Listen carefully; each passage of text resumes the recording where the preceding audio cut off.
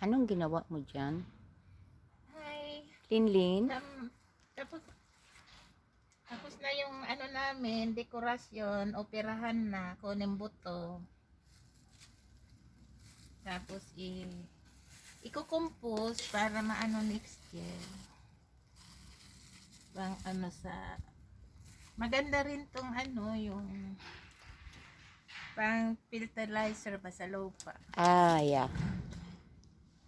Ang dami niya oh, ang daming buto, kapa. May alimango. Oh. May alimango.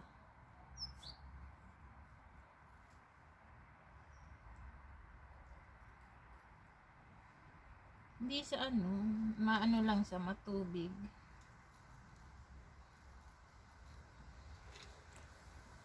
Ano din siya no, 14 days no? Maraming tubig, oo. Maraming tubig, no? Kaya pala, hindi na tayo kailangan magluto tayo, hindi nalagyan ng Diba sabi tubig. ko, kasi Oo, marami yan, siya oo. na- Yan pala. Kasi pag linagyan mo ng tubig, hindi mo siya malasahan. Oo, iba na ang lasa, Mm-mm. no? Maganda. Ako mahilig ako talaga. Bagay. Pag nagtanim, alam na lahat. Experiment.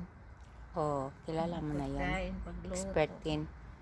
Experte na ito, kaibigan ko, si Linlin. Meron siyang farm.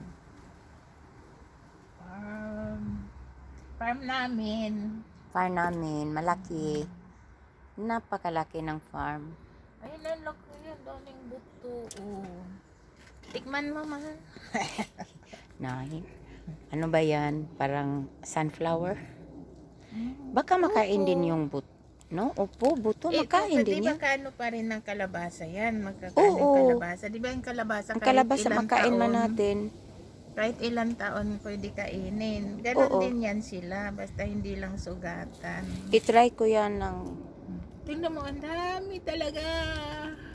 Daming kasag. Oh. Yan. Punong-puno ng buto. Ito na. Wow. Para next year. Para next year na ito. Malusog.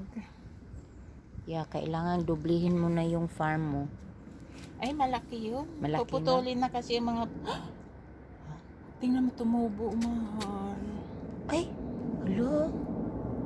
Hala, tumubo siya. Uy, Cute. wow.